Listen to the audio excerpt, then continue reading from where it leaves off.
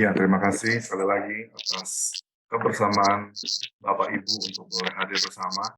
Sebelumnya saya mungkin akan share screen sedikit ya. Kita akan bahas hari ini ayat yang ke-21 dengan 22. Yakobus 1 ayat 21 hingga yang ke-22. Mungkin saya bisa minta dengan format Ibu Iin ya, membacakan Yakobus 1 ayat 1 Yakobus 1 ayat 21 sampai 22.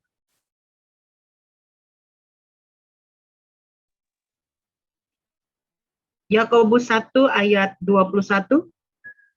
Sebab itu buanglah segala sesuatu yang kotor dan kejahatan yang begitu banyak itu, dan terimalah dengan lemah lembut firman yang tertanam di dalam hatimu, yang berkuasa menyelamatkan jiwamu. Ayat 22, Ibu. Ya. Tetapi hendaklah kamu menjadi pelaku firman, dan bukan hanya pendengar saja, sebab jika tidak demikian, kamu menipu diri sendiri. Amin. Amin. Terima kasih, Ibu.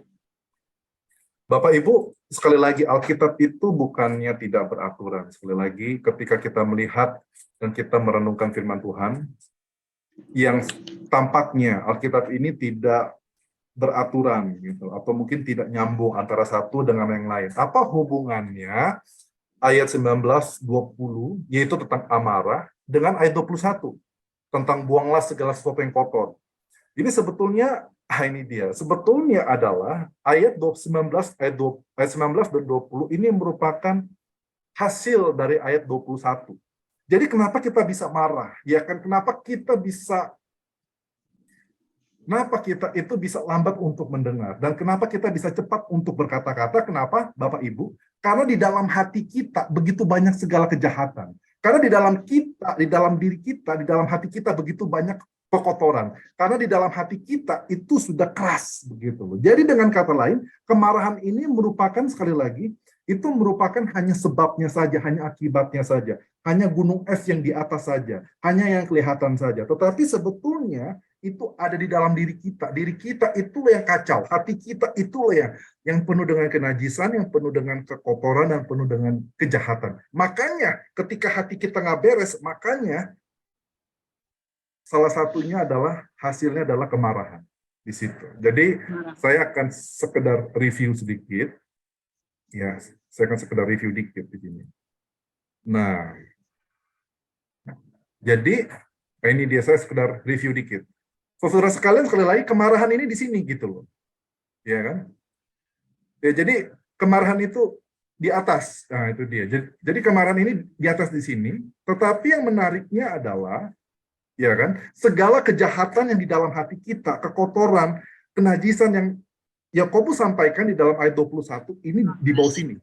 Begitu loh. Sekali lagi Bapak Ibu ya, sekali lagi ini di sininya gitu loh. Segala hati kita yang penuh dengan kejahatan, yang penuh dengan kebencian, yang penuh dengan iri, yang penuh dengan hawa nafsu, yang penuh dengan ketidaksabaran, yang dipenuhi oleh buah-buahnya dari iblis, itu di sini gitu loh. Dan nampaknya adalah, dan hasilnya di sini, yaitu kemarahan. Kemarahan itu memang besar. Kemarahan itu memang hal yang perlu kita selesaikan bersama. Tetapi Yakobus mengatakan jangan fokus ke sininya, tapi fokuslah ke sini. Jadi itu nyambung ya Bapak Ibu ya. Ayat 19-20 dengan ayat 21-22 itu nyambung. Jadi ayat 21 hingga 22, khususnya hari ini kita akan bahas, ini adalah kita bahas tentang yang bagian dalam ini, yang tidak kelihatan.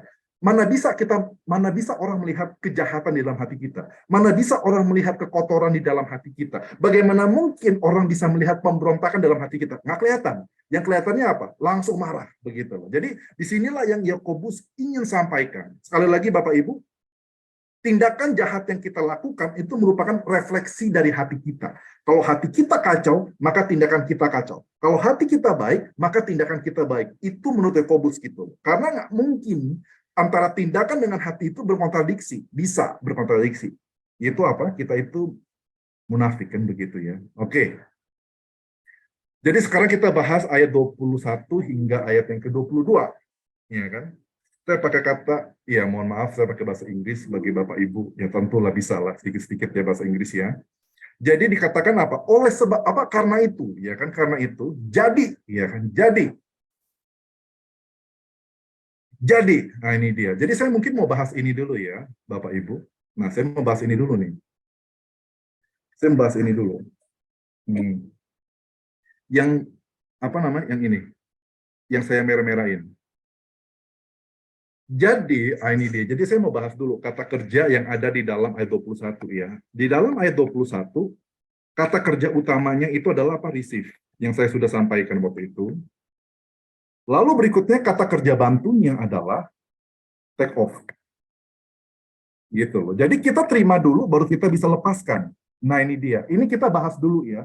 Karena kata take off ini di dalam bahasa aslinya, bahasa Yunani, ini menggunakan bentuk participle atau merupakan kata kerja bantu. Dengan kata lain, take off ini membantu kata kerja utamanya itu receive. Dengan kata lain begini, kita harus receive dulu, baru kita bisa take off. Begitu loh. Jadi kesimpulannya begini, bagaimana cara kita melepaskan take off gitu ya, melepaskan, meninggalkan kekotoran, kenajisan, kejahatan di dalam hati kita. Gimana Bapak Ibu caranya? Caranya apa? Terima dulu firman Tuhan, baru kita bisa lepaskan. Terima dulu firman Tuhan, baru kita bisa tinggalkan. Kita harus dipenuhi dulu firman Tuhan, baru kita bisa ngebuang yang jahat. Jadi kalau kita nggak terima firman Tuhan, ya kan, receive firman Tuhan di sini, implanted word. Kalau kita nggak terima firman Tuhan, kita nggak ada tenaga. Kalau kita nggak terima firman Tuhan, kita nggak punya kemampuan untuk melepaskan diri kita daripada kejahatan yang begitu kuat gitu loh, yang mengelilingi kita, yang ingin menghancurkan kita, yang ingin menguasai kita. Kita sekali lagi, kalau kita nggak terima firman Tuhan, kita nggak receive, kita nggak bisa melepaskan diri dari kejahatan itu, nggak bisa begitu loh. Jadi ini menariknya katanya apa? Take off. Jadi kita harus, ini dulu ya, ini yang menariknya adalah kita harus receive dulu, baru kita bisa take off. Makanya begini, kalau Bapak Ibu tidak dekat dengan Tuhan, sekali lagi ya, saya tegaskan ya, kalau Bapak Ibu tidak dekat dengan Tuhan, di dalam membaca Alkitab, di dalam Alkitab ya, membaca firman Tuhan, tidak membaca firman Tuhan dengan sungguh-sungguh, tidak menerima firman yang begitu berkuasa, maka mohon maaf, Bapak Ibu itu akan sangat sulit menghadapi pencobaan, akan sangat sulit menghadapi kejahatan, akan sangat sulit menghadapi hawa nafsu, akan sangat sulit menghadapi kemarahan, ketidaksabaran, itu akan sulit gitu. Kenapa sangat sulit? Karena sekali lagi, firman Tuhan sudah mengatakan receive begitu loh. Sekali lagi firman Tuhan mengatakan receive. Jadi kita itu bisa melepaskan, kita bisa menanggalkan kalau kita receive dulu. Jadi Bapak Ibu bisa perhatikan ya, orang kalau nggak dekat dengan firman Tuhan, nggak setia dengan firman Tuhan, dia nggak punya kuasa. Dia nggak punya kuasa, dia nggak punya power untuk meninggalkan ini dia kejahatan. Justru dia ditarik dan dipikat, diseret dan dipikat. Nah, itu dia. Tapi sini, saudara sekalian, paham ya, kunci kita untuk mengalahkan kedagingan ini, cobaan-cobaan ini, adalah dengan cara firman Tuhan. Terima dulu, baru kita ada kekuatan untuk melepaskan. Jadi ini yang pertama. Ya kan, receive maupun take off. Ini pembahasan yang pertama ya dari kata kerjanya. Lalu berikutnya, nah kita masuk dulu yuk ke sini. Ya kan, jadi take off. Take off itu lepaskan ya, terjemahan bahasa Indonesia ini. Saya ingin tanya kepada Bapak Ibu, kenapa Yakobus yang diinspirasikan oleh Roh Kudus mengatakan take off, lepaskan atau lepaskan? Kenapa ya? Kenapa Yakobus yang diinspirasikan oleh Roh Kudus mengatakan kamu harus take off, kamu harus lepaskan? Kenapa ya? Kenapa ya? Kenapa harus dilepaskan? Kenapa ada kata take off? Kenapa ada kata lepaskan? Kenapa ada kata tinggalkan? Pak Titus. Kenapa ya? Saya bingung nih kira-kira. Nah ini dia Pak Pontas. Mengapa dalam terjemahan lebih didahulukan take off bukan receive? Oh itu nanti Pak, nanti saya akan jelaskan. Nah itu masuk sintaks Pak. Masuknya. Nah ini dia saya mau nanya dulu. Oke, saya mau tanya dulu kepada Bapak Ibu. Kenapa Yakobus yang diinspirasikan oleh Roh Kudus memakai kata take off atau lepaskan? Kenapa Bapak Ibu? Ayo. Lepaskan. atau tinggalkan, lepaskan gitu, lepaskan, lepaskan. Kenapa lepaskan? Kenapa dia pakai kata lepaskan sih? Yakobus mengatakan lepaskan. Karena sudah diikat dan dipikat. Nah, Jadi harus betul. dilepaskan. Betul. Jadi begini Bapak Ibu, kejahatan ini kemarahan, ketidaksabaran, kenajisan, hawa nafsu, iri hati gitu ya. Bahkan apalagi tuh, dosa-dosa kita sebutkan gitu kan, maksudnya pornografi atau apapun semuanya, itu apa Bapak Ibu? Itu sudah nempel. Sekali lagi, itu nempel Bapak Ibu, itu nempel. Jadi Bapak Ibu jangan pikir dosa itu di depan sana, di luar sana. Enggak, dosa itu bukan di luar kita. Dosa itu bukan di depan kita atau di ujung sana, enggak. Tetapi apa? Dia seperti nempel gitu. Dia nempel. Jadi makanya menariknya adalah apa? Yakobus mengatakan karena dia nempel, kamu harus lepaskan. Begitu loh. Karena sekali lagi, dosa ini bukan di ujung mata, di ujung sana. Tapi dia di sini, di sekitar kita gitu loh. Iya kan dia sekitar kita, dia seperti baju begitu loh. Maka ketika Yakobus maka kata take off itu saya mengingat seperti kata baju gitu, take off. Jadi seperti baju yang sudah ada, yang sudah melekat, yang sudah nempel dengan tubuh kita, dengan kulit kita. Oleh karena itu kita harus take off, kita harus lepaskan, nggak bisa. Ini jadi dengan kata apa? Ini perjuangan kita setiap hari. Perjuangan kita setiap hari adalah apa Bapak Ibu? Ini melawan gitu, melawan segala kenajisan, melawan segala amarah, melawan segala pemberontakan, melawan segala nafsu. Inilah tiap hari kita harus lepaskan gitu loh. Gini ya Bapak Ibu ya. Sampai sini paham ya kenapa dia pakai kata take off. Bukan jauhi. Bukan jauhi karena enggak, karena dia nempel. Dia bukan di depan saya. Dia nempel dengan saya gitu. Jadi bukan dijauhi atau larilah, bukan, tapi lepaskan. Nah ini menarik ya. Seperti baju yang sudah nempel. Sekali lagi, ilustrasinya seperti baju yang sudah nempel. Dosa-dosa itu, keinginan-keinginan itu, hawa nafsu itu, cobaan itu seperti apa, Bapak Ibu? Seperti baju yang sudah nempel. Kita harus take off, kita harus lepaskan, kita harus buka, kita harus tinggalkan. Tapi caranya gimana, Bapak Ibu? Receive dulu, Bapak Ibu. Receive firman Tuhan. Tadi apa Ibu Afnita mengatakan tadi? Coba saya lihat dulu ya. Apa itu?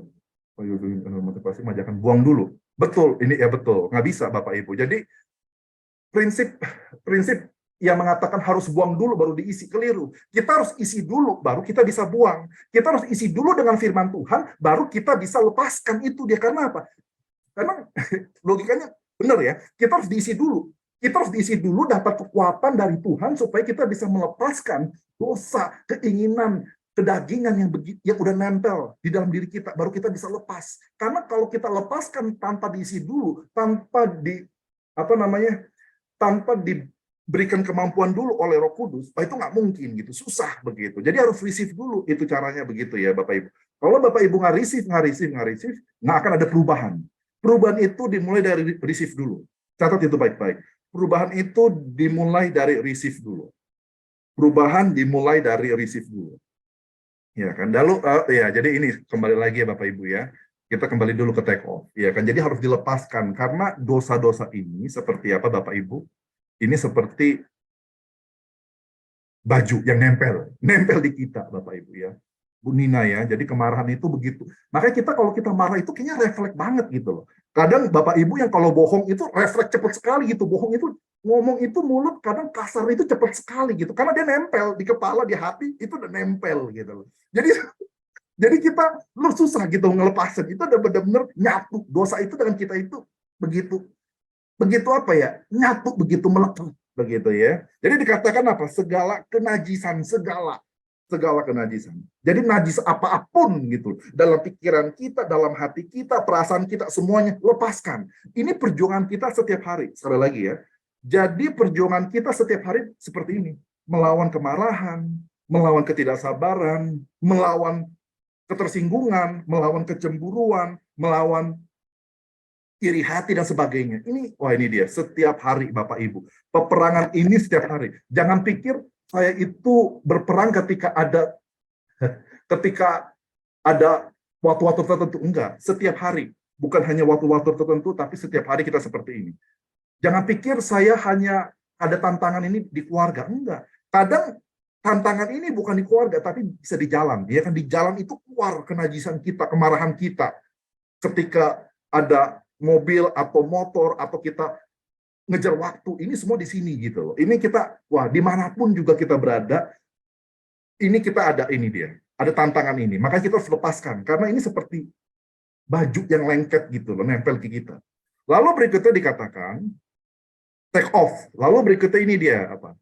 Reminder, ya, of evil. Ini gimana maksudnya? Ini maksudnya adalah, jadi ini menariknya begini. Ini sebetulnya seingat saya ya, coba saya, ini seingat saya, ayat yang ke-21 ya. Ayat yang ke-21. Ini kata ini, ya kan, yang tersisa. Ini sebetulnya ini agak sedikit kayak, ini ada kamus-kamus ini, kamus ketika menerjemahkan ini setidaknya tuh ada dua kemungkinan. Yang pertama adalah dia mengatakan ini adalah kejahatan-kejahatan ya, kejahatan-kejahatan ini yang sekeliling kita. Jadi kita itu dikelilingi gitu. Kita itu nggak bisa. Jadi kejahatan-kejahatan ini mengelilingi kita. Jadi kita itu nggak bisa lepas begitu loh. Jadi kita benar-benar dikelilingi. Kita itu seperti kayak mau diserang gitu loh. Kita diserang, kita itu seperti kayak tempat atau kerajaan yang kita dikelilingi gitu loh. Itu yang pertama. Lalu berikutnya yang kedua, ini menarik. Ini ketika Bapak Ibu misalnya beli kamus bahasa Yunani yang terbaru untuk perjanjian baru, itu ada satu tokoh namanya Denker, itu dia mengatakan, dia mengartikan kata ini, ya kan, kata yang mengelilingi, ya kan, kejahatan-kejahatan yang mengelilingi, dia mengatakan ini bukan mengelilingi, tetapi yang tinggal, yang tetap. Jadi bukan mengelilingi, tapi dia bahkan lebih parah, dia tetap, dia tinggal di situ. Kalau saya tampaknya saya lebih setuju dengan itu, dengan tempat tinggal, dengan kejahatan ini tinggal. Jadi ada sisa-sisa. Memang kita ketika sudah diselamatkan oleh Tuhan, kita itu sudah ditebus. Tetapi, itu dia. Saya masuk ke dalam dunia teologi. Kita masih punya natur dosa, gitu loh. Natur dosa, dan ini yang dosa inilah, yang kejahatan inilah yang tinggal gitu. Yang tiap hari itu sepertinya kayak membuat kita memancing kita itu untuk memberontak kepada Allah, memancing kita itu untuk tiap hari itu marah, atau pokoknya ada aja deh, hal kecil itu bisa bikin kita marah, hal kecilnya bisa bikin kita kecewa, itu dia. Jadi masih ada kejahatan yang tinggal gitu. Yang kejahatan yang tinggal ini akan terus-menerus memprovokasi kita. Kejahatan yang tinggal ini di dalam kita, ini akan terus-menerus membuat kita itu menjadi sulit untuk menyenangkan Allah. Maka oleh karena itulah kita harus menerima. Ya kan, menerima ini. Jadi ini peperangannya adalah ini dia. Peperangannya bukan di eksternal, tapi peperangannya di dalam gitu. Karena kejahatan ini tinggal gitu loh. Seperti tinggal kan. Iya. Seperti tinggal, dan dia melekat. Bukan hanya dia tinggal, tapi dia melekat seperti baju begitu. Nah, jadi kita harus take off begitu ya. Kita harus lepaskan. Tapi caranya gimana take off? Bapak Ibu, khususnya ya, gimana kita take off? Dengan cara apa? Bapak Ibu dikatakan. Nah, ini menarik. Kita menerima. Nah, itu dia. Kita harus menerima. Tapi menerima ini bukan hanya sekedar menerima. Menerima dengan kritis. Menerima dengan kritikan.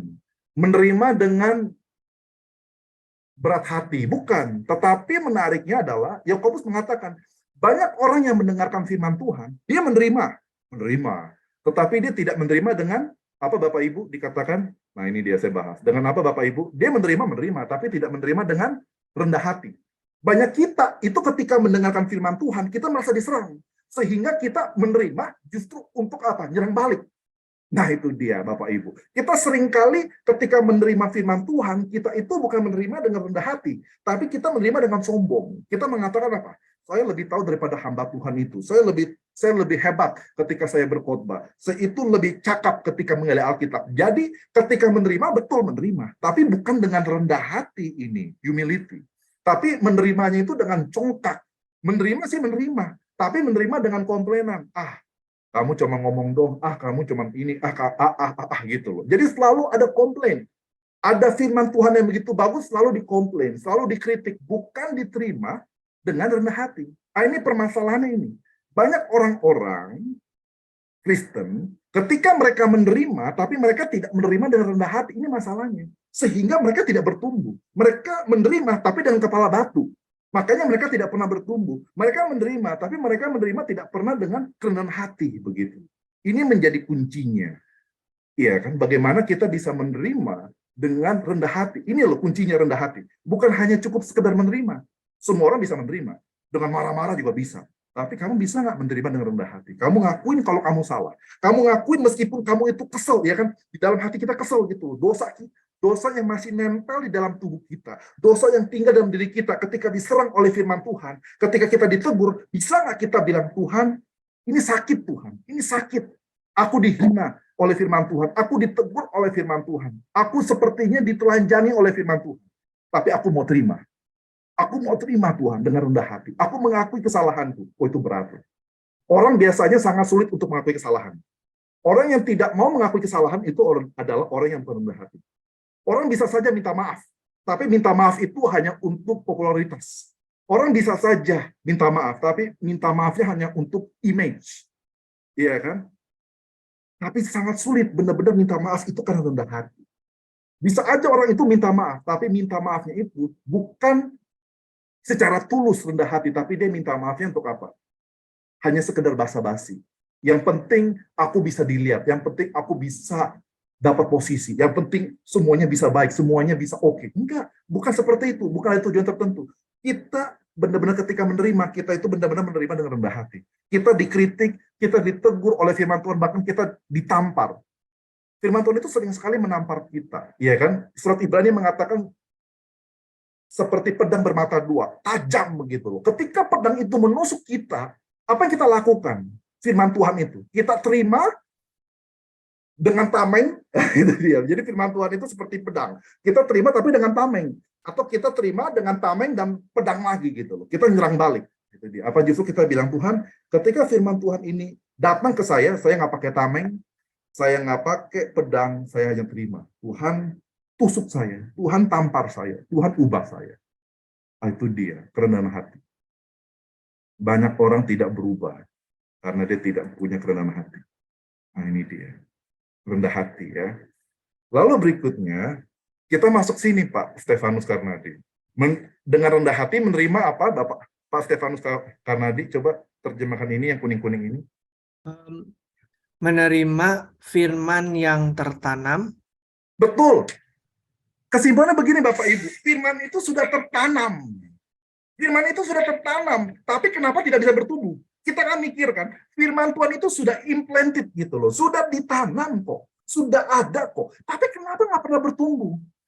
Iya kan, karena kita itu nggak pernah menerima dengan rendah hati. Makanya nggak pernah bertumbuh, tertanam tapi. Makanya jadi Bapak Ibu, ketika kita sudah percaya Tuhan, inilah firman Tuhan ini sudah tertanam, sudah ada dalam hati kita, tertanam. Tetapi menariknya apa? Meskipun firman Tuhan itu sudah tertanam, meskipun firman Tuhan itu sudah sering kita dengarkan, bahkan kita sudah menjadi majelis, bahkan kita sudah menjadi penatua, bahkan kita sudah menjadi pelayan-pelayan Tuhan, hamba-hamba Tuhan. Tapi kita, meskipun sudah tertanam, tapi tidak pernah bertumbuh. Malahan kita menjadi ahli di dalam kejahatan. Kita menjadi ahli di dalam kepura-puraan. Nah, itu cilaka loh. Ya kan, makanya saya bilang, banyak hamba-hamba Tuhan itu menjadi, pelayan-pelayan Tuhan itu menjadi apa Bapak Ibu? Cilakanya apa Bapak Ibu? Hipokrit. Iya betul, menjadi ya istilah halusnya apa? Artis-artis rohani, ya kan. Kita itu dididik untuk apa? Acting. Nah, ini dia jadi Bapak Ibu. Jadi kita itu semuanya itu dididik untuk jadi acting. Maksudnya acting itu gimana Bapak Ibu? Acting itu jadi ketika kita di gereja, kita itu baik sekali begitu loh. Kita itu sangat sangat lembut, sangat perhatian, kata-katanya sungguh memberkati, ya kan? Tapi ketika kita sehari-hari ketika kita nggak di gereja, kita itu wah, kata-katanya kasar, tidak ada belas kasihan. Bapak Ibu perhatikan nggak? Kok bisa ada berubah ya? Itu istilah kasarnya adalah munafik. Tapi istilah halusnya adalah kita itu dilatih untuk menjadi artis-artis dan aktor-aktor rohani. Ya kan, ketika di gereja, ya kan kita bisa menyanyi, memuji Tuhan dengan begitu indah, seperti kata Yakobus. Tapi dari mulut yang sama, memuji Tuhan tapi dari mulut yang sama menghina sesama. Itu kok bisa ya? Kita jago acting, kita jago gitu loh. Kita itu sebetulnya nggak baik, kita lagi kesel. Tapi ketika kita ketemu orang, kita bisa tersenyum. Halo, apa kabar? Bagaimana kamu? Oh, saya baik-baik saja. Padahal hati kita nggak baik. Padahal hati kita sedang ada kemarahan. Padahal hati kita sedang ada kekacauan. Nah, ini menarik nih. Kita itu jadi jago, kita menjadi jago acting. Apalagi di mimbar. Kita jago sekali acting di atas mimbar begitu. Nah, ini dia nih. Firman Tuhan nggak pernah bisa bertumbuh. Tertanam iya, tapi nggak pernah bisa bertumbuh. Kayak kita kan maunya tertanam, terus baru bertumbuh kan, baru berbuah. Ya kan dia hanya tertanam saja, nggak bisa bertumbuh. Kenapa? Karena kita nggak bisa menerima dengan rendah hati. Kita nggak mau menerima dengan rendah hati, dan kita, oleh karena itu, karena kita nggak bisa menerima dengan rendah hati, kita nggak bisa melepaskan. Ini dia cilakanya, Bapak Ibu. Cilakanya ya. Itu kita sekali lagi jadi jago. Iya kan, untuk masalah Natal kita jago. Ya kan, kita sebentar lagi Natal nih. Iya kan, Natal. Biasanya ada keributan. Memang kita ada proyek Natal, bagaimana pelayanan bareng segala macam. Tapi ketika kita mempersiapkan, ketika kita sedang latihan, ketika kita sedang memberikan yang terbaik di dalam prosesnya, ada konflik. Ketika ada konflik, kita mungkin nggak mau bicara. Tapi tetap, nanti pas hari haknya, pas tanggal 25 Desember, kita tetap melayani sama-sama dengan ucapan syukur, dengan senyum. Tapi hati kita sakit hati, kita luka, kita marah, kita dendam, kita kecewa. Nah, itu dia, ini cilaka ya. Apa yang kita lakukan berbeda dengan apa yang kita rasakan di dalam hati kita. Nah, itu dia. Jadi kita itu sudah jago sih. Kita itu kebanyakan jadi aktor-aktor dan artis-artis rohani. Nah, itu dia. Karena kita tidak menerima dengan kerendahan hati. Nah, dikatakan apa? Dikatakan ini firman Tuhan yang tertanam ya, yang tertanam ini. Yang tanam ini firman Allah sendiri kan. Yang tertanam dikatakan apa? Firman Tuhan ini mampu untuk menyelamatkan jiwa kita, gitu loh, jiwa kita. Jadi mampu. Jadi gini, kalau firman Tuhan ini begitu, Bapak Ibu pikirkan nggak sih? Ah, ini saya mau nanya nih Bapak Ibu nih. Coba ya kita pikir ya. Coba nih, saya mau nanya nih. Saya bersyukur ada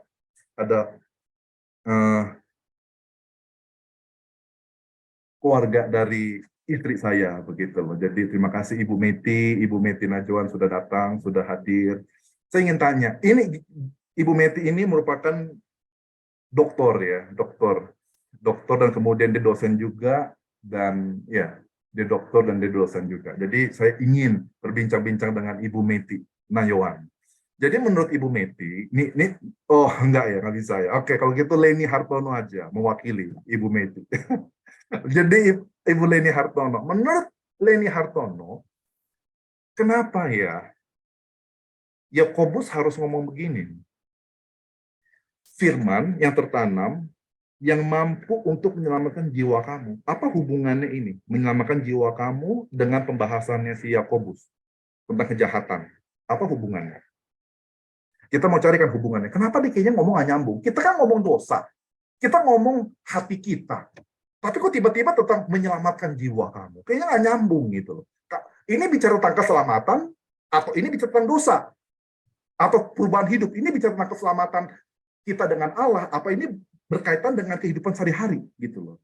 Bagaimana kita mengalahkan evil, kejahatan yang ada dalam diri kita. Ini saya nggak, coba bantu saya memahami. Kenapa Yakobus kok bisa lari ya? Kayak nggak nyambung gitu loh. Kenapa bisa nggak nyambung? Coba kira-kira, Leni. Kalau kita bisa hubungkan dengan yang belum Bapak ajarkan ya, kan nantinya Yakobus bilang iman tanpa perbuatan itu mati. Jadi kalau orang ini hanya mempunyai firman tapi tidak melaksanakannya, kan kita tadi udah bicara tentang itu, tidak melaksanakannya, hanya mendengar saja jadi aktris, aktor rohani.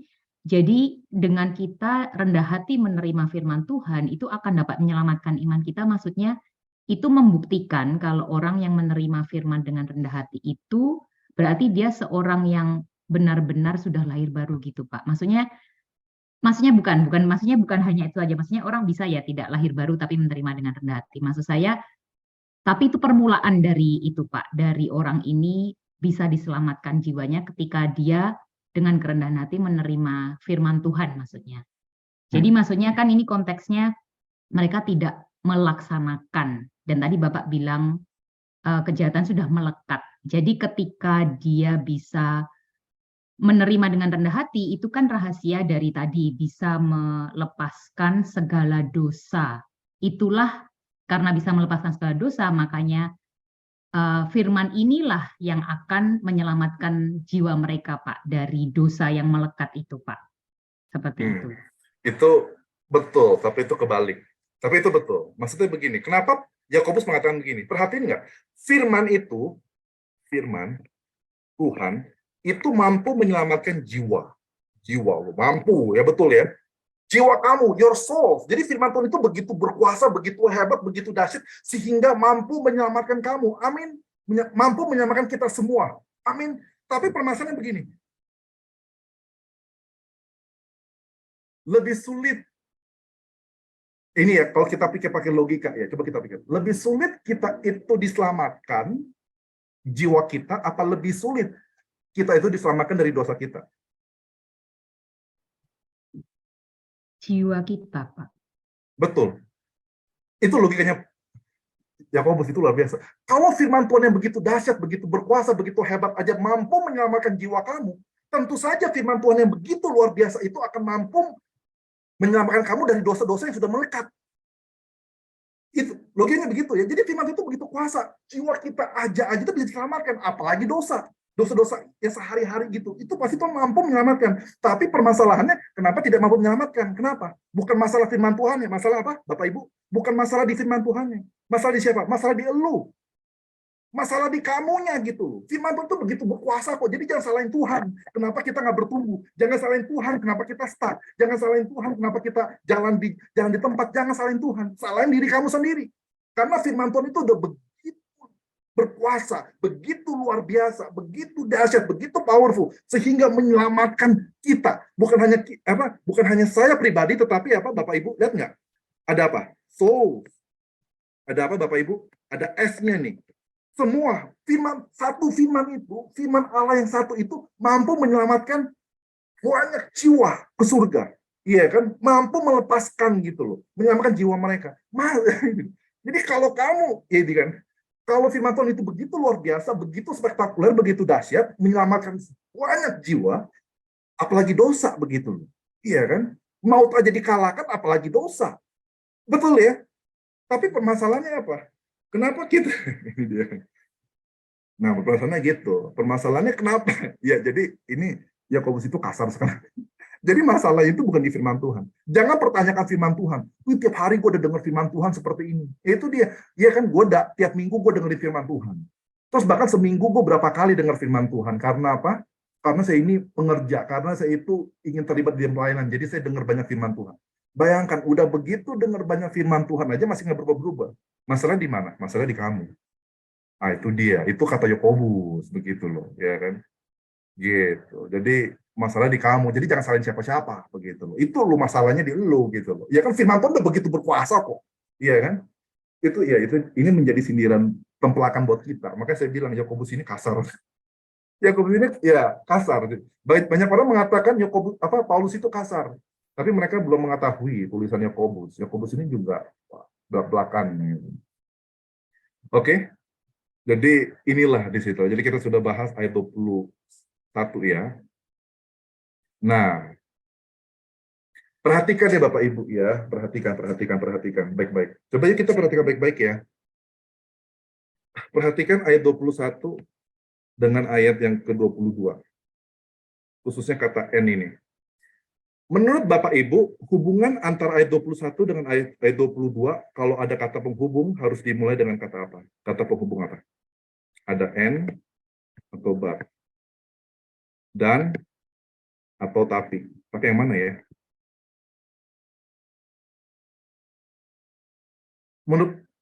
Menurut Bapak Ibu.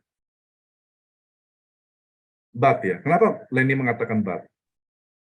Kalau lihat konteksnya kan orang-orang itu tidak melakukan, Pak. Jadi dia bilang, kalau kamu ingin apa firman Tuhan ini menyelamatkan jiwamu, tetapi maksudnya jadilah dua. Oke. Jadi Leni pelan-pelan dulu ya. Jadi ini temanya tentang apa? Tadi bilang apa?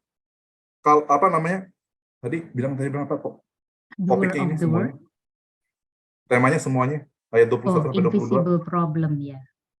Maksudnya bicara bagaimana kan cara kan, bagaimana ya? Betul ya, bagaimana caranya, betul ya? Betul ya Bapak Ibu, setuju ya? Caranya bagaimana? Betul ya?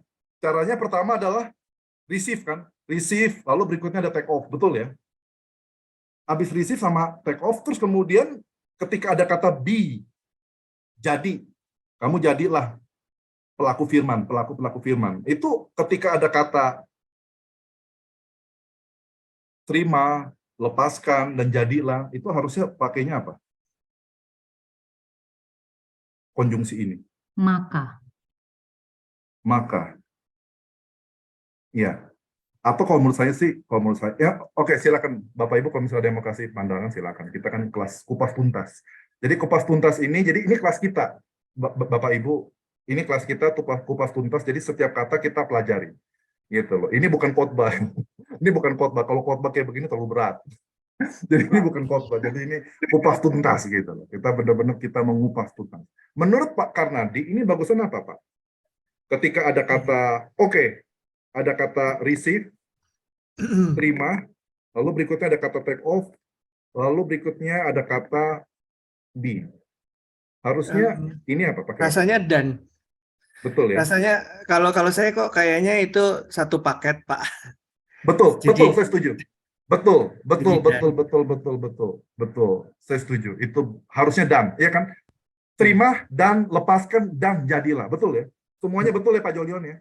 Betul. Semuanya dan betul ya? Betul Pak Jolion? Oke, sekarang saya mau lihat nih. Saya mau kasih lihat nih Bapak Ibu ya. Mau kasih lihat. Bapak Ibu lihat nggak? Mana ya? Belum ya. Bapak Ibu lihat nggak?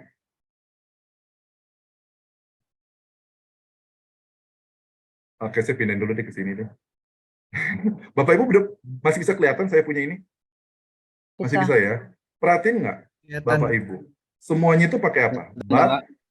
But, tetapi. Saya kurang setuju sih. Jadi makanya Bapak Ibu, pentingnya kalau Bapak Ibu itu belajar bahasa asli, maksudnya setidaknya ada logika gitu, logika berpikir, logika berbahasa. Itu akan jelas. Ini sebetulnya menurut saya ini bukan but. Karena bagi saya ini semuanya nyambung. Receive, take off, be. Jadilah. Jadi terima, ya kan, terimalah, lepaskanlah, dan jadilah. Itu semua tuh nyambung semua tuh. Dan, betul ya. Itu semuanya satu urutan gitu.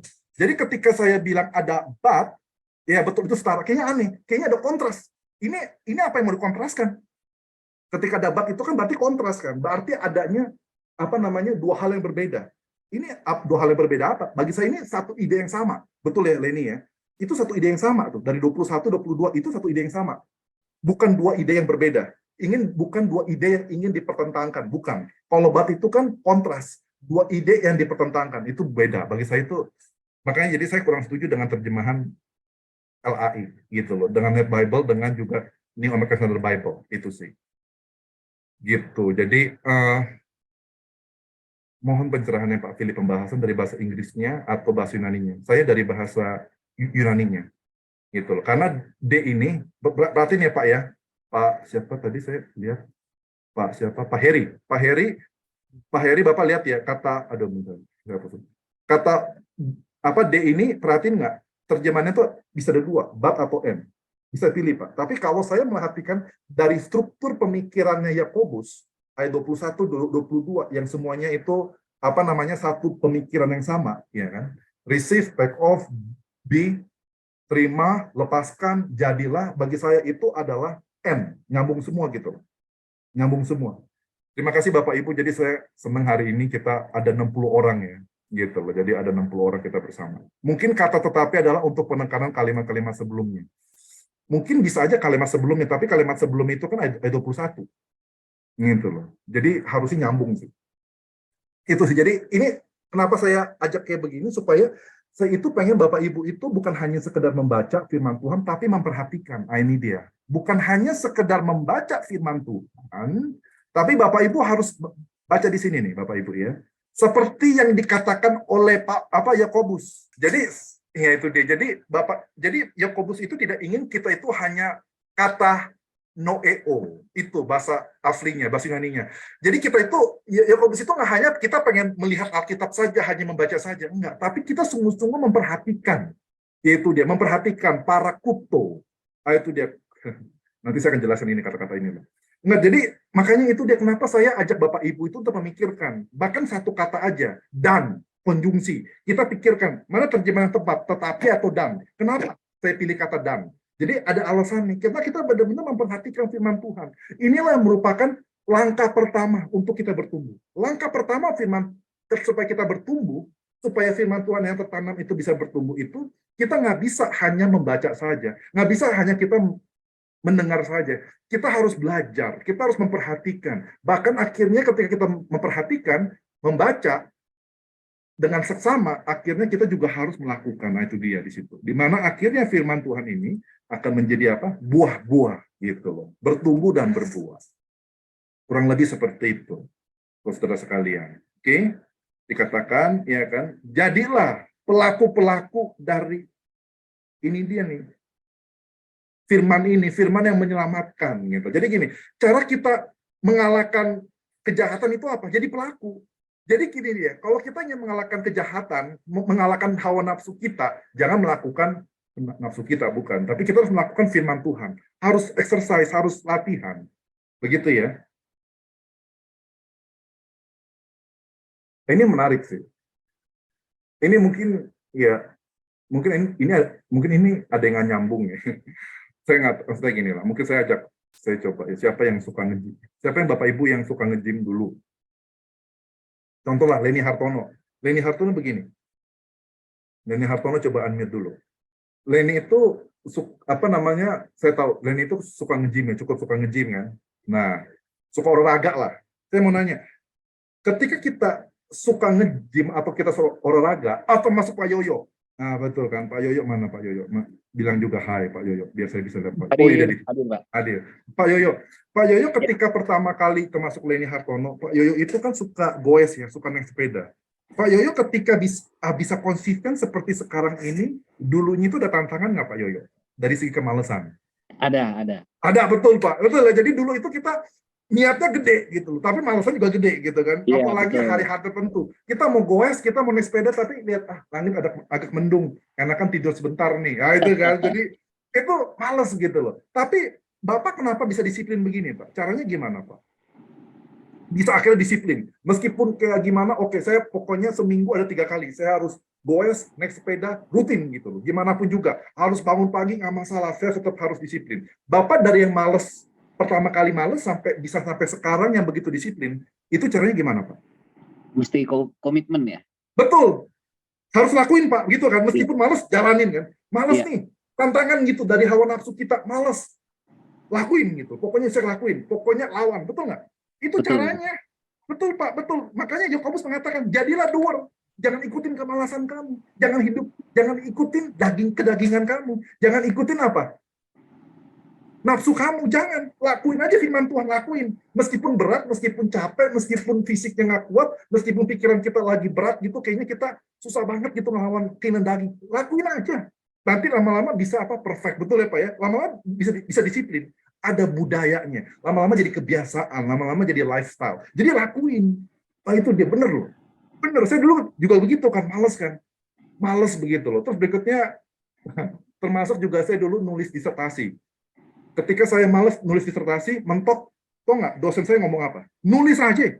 Saya bingung kan, nulis apa? Orang gua aja mentok, gitu kan? Nulis apa begitu loh? Nulis apa? Orang gua aja mentok, gua nggak tahu mau nulis apa. Gua aja lagi ngamut. Tapi dia bilang, lu nulis aja. Bener loh, saya coba nulis kan. Diamnya di laptop, nulis apa gitu nggak jelas. Lama-lama idenya muncul lagi. Muncul. Jadi bener loh, jangan diikutin. Malesnya jangan diikutin. Iya kan? Pengen tidurnya jangan diikutin, kedagingannya jangan diikutin, nafsunya jangan diikutin, jalanin aja, lakuin gitu loh. Benar loh, lama-lama bisa. Ini benar loh Pak. Jadi teman-teman yang bisa apa ya, bisa memahami gitu loh. Bagi teman-teman yang khususnya itu sudah apa ya, udah nulis tesis, nulis disertasi termasuk olahraga, itu bisa lihat gitu. Iya ya. Saya dulu malas banget, bentar-bentar saya nggak mau pergi. Perginya pun, goesnya pun, sepedanya pun hanya sebentar. Sekarang, Pak Yoyo, berapa kilo itu? Saya dengar aja udah ngeri kali gitu kan, berapa kilo. Berapa kilo Pak Yoyo? 255 kilo. 255 kilo. Wah, ya. Saya aja, saya, ya itu dia. Tapi kalau ya kalau saya aja ngeliat Pak Yoyo itu sudah ngeri gitu loh. Saya pikir udah Pak Yoyo bersepeda, saya bersepeda juga di dalam doa. Saya di dalam roh gitu loh. Nah, karena ngeri kan. Tapi kalau saya ikutin Pak Yoyo, maksudnya gini, biasa gini loh. Kalau kita semakin mikirin, wah kayak Pak Yoyo 255 kilo berat banget. Saya aja 10 kilo aja udah capek, apalagi nanjak, apalagi turun. Apalagi kalau turun remnya nggak pakem, saya jatuh gimana? Saya nggak bisa kerja, nggak bisa apa. Udah banyak pertimbangan kan, udah banyak otak gitu pikiran. Udah begini repot. Enggak, lakuin aja. Bener, lakuin aja begitu loh. Itu benar sih. Jadi ini dia. Jadi caranya kita itu mengalahkan invisible problem ini dengan cara menerima firman Tuhan dengan rendah hati. Lalu berikutnya melepaskan. Lalu berikutnya lakuin aja. Seperti kita goes gitu loh, seperti kita olahraga, lakuin aja. Ya kan? Dan ini saya ringkaskan ya. Dan tidak hanya menjadi pendengar. Jadi kesimpulannya apa? Ketika dikatakan tidak hanya menjadi pendengar. Maksudnya apa Bapak Ibu? Dia dengar dong, pasti dong. Pasti dengar, tapi dia bilang ini, jangan kamu hanya menjadi pendengar, tetapi menjadi pelaku. Kalau kamu menjadi pendengar saja, dikatakan apa Bapak Ibu? Kamu penipu. Kamu menipu diri kamu sendiri. Sekarang pertanyaannya ini dia. Menurut Bapak Ibu, kenapa Yakobus mengatakan menipu diri kalian sendiri? Kenapa ada kata menipu diri kalian sendiri? Apa hubungannya dengan semuanya ini? Dengan ayat 21 dan 22 ini. Apa hubungannya? Menipu. Kenapa ada kata menipu di sini? Kenapa Yakobus bisa tiba-tiba kok ada ngomong kata menipu sih? Gimana Bu Ira? Kenapa ada kata tiba-tiba kata menipu? Ya Pak, tadi tidak dengarkan dari awal. Nggak apa-apa. Kalau gitu saya minta Pak Joko Lelono. Kenapa Pak Joko? Kira-kira ada kata menipu ini? Kenapa Yakobus ucapin kata menipu? Ya karena mereka hanya membaca tapi nggak melakukan itu.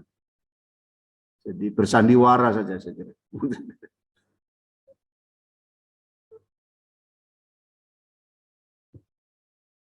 Iya. Dengar, nggak lakukan, sama dengan tipu. Ya kan? Tapi permasalahannya adalah, pertanyaan saya adalah, tipunya di mana? Tipunya di mana? Kata Pak Joko, tipunya adalah di sandiwara. Ada lagi ingin mengatakan apa? Oke, satu, ketika kita mendengar tapi kita melakukan, itu hanya sandiwara.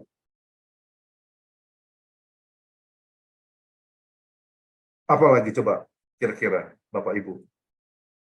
Ayat 23. Apa itu ayat 23? Ayat 23. Coba Leni tadi. Siapa tadi yang bilang? Ayat 23. Kalau nggak melakukan kan nggak ada perubahan dalam hidup, Pak. Nggak ada kekuatan firman tadi apa itu untuk membuang segala yang di atas tadi, segala dosa yang melekat dalam diri kita. Ya, maksud saya gini Pak, kan 23 dibahas seperti orang melihat dalam kaca. Kaca seperti Pak Joko tadi bilang sandiwara, jadi mirroring aja tapi tidak benar-benar. Maksudnya kaca itu bukan realita gitu Pak. Jadi hati kita yang kita tipu. Hati kita benernya tidak, tapi kita ngomong iya gitu. Atau jadi tidak sinkron gitulah Pak. Jadi betul. Seperti makanya saya bilang ayat 23 kan ada mirror di situ, yang bukan realita mirror itu. Begitu maksud saya.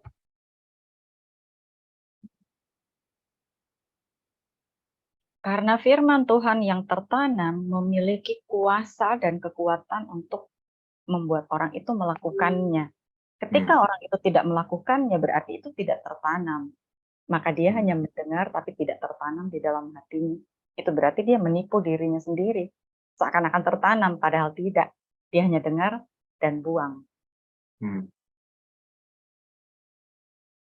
Itu, ini, iya. Oke, silakan Pak Stefano. Silakan Pak Stefano. Ya sebetulnya ini apa ya gimana ya, sangat concerning ya, karena bukan menipu orang lain tapi menipu diri sendiri. Betul. Dan begitu deceiving sehingga kita berpikir kita sudah benar. Misalnya kita sudah ke gereja, rajin dengan firman, baca Alkitab juga, berdoa juga. Tapi ternyata tidak ada perubahan hidup, tidak ada keselamatan jiwa, dalam arti mungkin bukan keselamatan tapi penyucian ya, proses sanctification-nya itu tidak terjadi.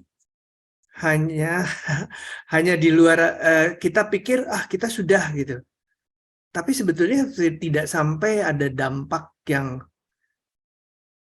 betul-betul terjadi di dalam jiwa kita, mengubah perilaku kita, misalnya mengubah cara berpikir kita. Orang lain bisa tertipu, tapi yang parah kalau diri kita sendiri yang tertipu, kita pikir sudah berubah, ternyata belum berubah. Mungkin itu Pak maksudnya. Oke, saya coba tanya sedikit ya. Nah, kenapa? Ini dia kan menipu, ya kan? Menipu. Kenapa Yakobus tidak memakai kata sia-sia? Sia-sia saja kamu. Kalau kamu hanya mendengar tapi kamu tidak melakukan, kamu itu sia-sia. Kenapa Yakobus itu tidak memakai kata sia-sia tapi dia pakai kata menipu? Harusnya kan sia-sia kan? Kamu itu udah dengar firman Tuhan sekian lama, tapi kamu itu tidak melakukan, ya sia-sia. Ya, tapi kenapa dia kok bisa lebih tajam gitu kata-katanya? Kenapa pakai kata menipu? Tajam sekali gitu loh. Kamu itu pembohong. Nah itu dia, kamu itu pembohong loh. Kalau kamu hanya menjadi pendengar firman Tuhan saja, tapi kamu tidak melakukannya, Bapak Ibu dengar ya. Firman Tuhan mengatakan, kalau kita semua hanya menjadi pendengar firman Tuhan, tapi tidak menjadi pelakuannya, kita apa? Kita penipu. Kita pembohong, kita pendusta, iya kan? Nah itu berat tuh kata-kata Yakobus. Tapi kenapa dia nggak bilang aja kamu sia-sia? Kenapa nggak yang lebih santai aja gitu? Kenapa dia tajam sekali? Kamu itu pembohong. Bapak Ibu mau tahu jawabannya? Kita tunggu minggu depan.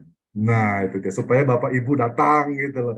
Persiapan juga gitu. Maksudnya gimana ya? Kenapa dia menggunakan kata menipu? Bukan kata sia-sia saja sudah cukup, iya kan? Tapi kenapa dia harus keras sekali menipu?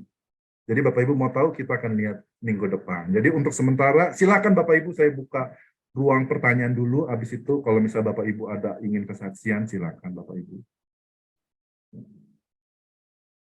Silakan Bapak Ibu kalau misalnya ada ingin bertanya, silakan. Tapi jangan tanya ini ya. Oh gitu jawabannya apa Pak? Jangan, ini kan untuk minggu depan. Gitu loh, supaya Bapak Ibu bisa ikut, bisa hadir, bisa tertantang, bisa mencari lagi. Ini kira-kira jawabannya apa ya? Kenapa nggak bilang sia-sia aja? Kenapa harus pakai kata menipu? Bapak Ibu tunggu minggu depan. Iya, mungkin ini ada pertanyaan dari Pak Pontas. Silakan, Pak Pontas. Di kolom chat ya. Mengapa dalam terjemahan lebih didahulukan take off dan bukan receive? Di dalam terjemahan diterjemahkan ditaruh take off dulu ya.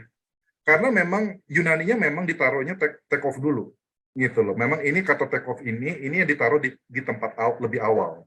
Memang di posisinya itu participle ini ditaruh di lebih awal, begitu loh. Kenapa ditaruh di lebih awal? Ini kan participle aorist, karena itu dia. Ini sorry ya Bapak Ibu, mohon maaf. Ini terlalu teknis. Karena ini fungsinya adalah attendance circumstance. Jadi ya itu dia, Pak Pontos ntar cari sendiri. Jadi fungsinya attendance circumstance. Jadi makanya kalau attendance circumstance fungsinya ya, ini sekali lagi ini terlalu teknis. Ini hanya orang-orang yang belajar Yunani dengan udah mendalam ya, udah intermediate, udah advance bisa tahu. Jadi ini adalah imperatif aorist. Jadi di sini adalah participle aorist. Jadi makanya ini harus participle aorist dan itu harus diletakkan sebelum imperatif aorist untuk bisa memiliki fungsi attendance circumstance. Nah itu dia sih. Apa itu attendance circumstance? Nanti tanya Pak Pontas saja. Gitu Pak Pontas. Siap ya. Itu agak teknis. Jadi gini Bapak Ibu, ini dia saya mau kasih. Ini kan saya ngajar ini Bapak Ibu ya. Ngajar ini. Bapak Ibu tahu nggak bahan saya sebetulnya? Ini kalau Bapak Ibu saya mau kasih, saya kasih aja sih. Bapak Ibu nggak, tapi mungkin jangan kasih dulu karena saya rencana mau terbitkan. Enggak. Jadi sebetulnya Bapak Ibu,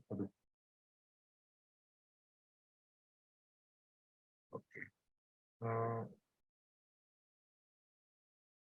bentar, saya mau tunjukin nih Bapak Ibu. Saya mau tunjukin kepada Bapak Ibu. Ini sebetulnya penggalian saya. Penggalian saya itu sebetulnya sangat simpel, sangat simpel menurut saya ya. Tapi saya nggak mungkin ngajarin ini karena ngajarin ini tuh itu terlalu teknis dan pasti Bapak Ibu akan mengalami kesulitan. Jadi saya putuskan untuk bikin yang jauh lebih sederhana. Jadi kelas kita kupas tuntas ini adalah kelas yang cukup sederhana sih. Nah, contoh ya, ini Bapak Ibu. Nah, perhatiin nggak Bapak Ibu? Oh, Bapak Ibu sudah bisa lihat? Belum ya, Ibu Nina belum bisa lihat ya? Sudah bisa lihat. Bapak Ibu perhatikan nggak? Ini penggalian saya seluruh kitab Yakobus. Sampai pas ini ada 46 ada 46 halaman. Perhatiin nggak? Ini ya maksudnya lihat ya. Apa tadi ayat 21 ya? Ayat 21. Perhatiin nggak? Ketika saya masuk ayat 21, lihat nggak saya bilang? Saya pakai bahasa-bahasa yang aneh.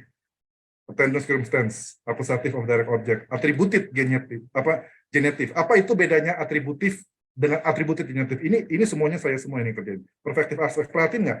Saya nggak pernah sebutkan istilah-istilah ini di kelas ini. Kenapa? Ini adalah kelas tulisan ini merupakan ini konsumsi saya pribadi. Sekali lagi ya, ini tulisan ini merupakan konsumsi saya pribadi. Perhatiin nggak? Saya cuman setiap kata saya teliti, setiap kata, perhatiin nggak? Setiap kata saya teliti. 22 saya perhatikan, ya kan? Semua saya teliti. Fungsinya apa? Deskriptif, genetif. Nah, ini konsumsi saya pribadi gitu loh. Saya nggak akan kasih tahu Bapak Ibu, tapi ketika saya masukkan ke sini, nah maksudnya ketika saya jelaskan, penjelasan saya merupakan refleksi dari ini. Penggalian sedikit, tapi ini intinya. Ini benar-benar inti dari semuanya, gitu loh. Jadi saya tapi nggak akan jelasin ini karena ini terlalu sulit.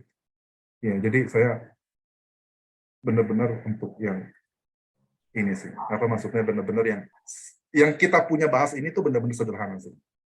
Saya akan serahkan kepada admin Ibu Asnita apabila tidak ada pertanyaan lagi atau kesaksian. Terima kasih untuk malam hari ini.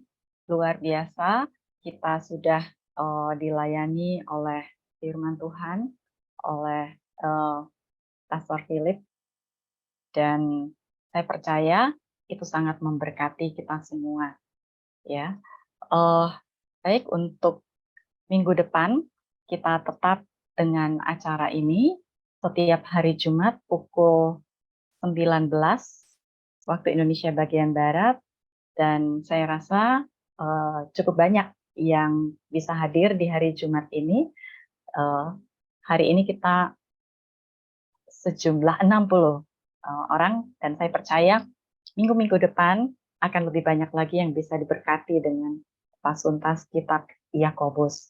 Dan terima kasih untuk dukungan dari teman-teman semuanya yang walaupun dalam kesibukan masing-masing tetap bersedia untuk mendukung program ini sehingga bisa berlangsung dengan baik. Terima kasih juga buat Pak Philip yang sudah setia membagikan apa yang sudah digali dengan susah payah dan membaginya dengan cara yang sederhana yang bisa kita pahami dengan praktis. Ada yang mengatakan bahwa sulit untuk mengajarkan hal-hal yang sulit, tetapi terlebih sulit lagi jika kita membuat hal-hal yang sulit dapat diajarkan secara sederhana. Dan malam hari ini sebagai penutup dan kesimpulan dari pelajaran kita adalah bagaimana kita menerima dahulu firman Tuhan yang tertanam, ya, jadi bukan terdengar saja, tetapi firman Tuhan yang tertanam di dalam hati kita, kita menerima dengan lemah lembut, supaya dengan demikian kekuatan firman itu memampukan kita untuk melepaskan dosa, kejahatan, semua ikatan yang sudah melekat, menguasai, menjerat, dan memikat kita. Dan perjuangan ini adalah perjuangan setiap hari. Dan tadi sudah disinggung dikatakan oleh Pak Stefanus, ini adalah proses pengudusan yang dimana kuasa firman Tuhan itu yang sudah sanggup menyelamatkan jiwa kita, dia juga akan sanggup melepaskan kita dari dosa dan kejahatan yang begitu dalam, yang kadang terpendam dalam hati kita, dan kita tidak sadari. Begitu banyak stimulus pemicu yang terjadi di sekitar kita, tetapi kita melihat itu sebagai satu hal yang baik yang Tuhan izinkan untuk memproses kehidupan kita dengan firman Tuhan. Dan marilah kita menjadi pelaku firman dan bukan hanya pendengar saja.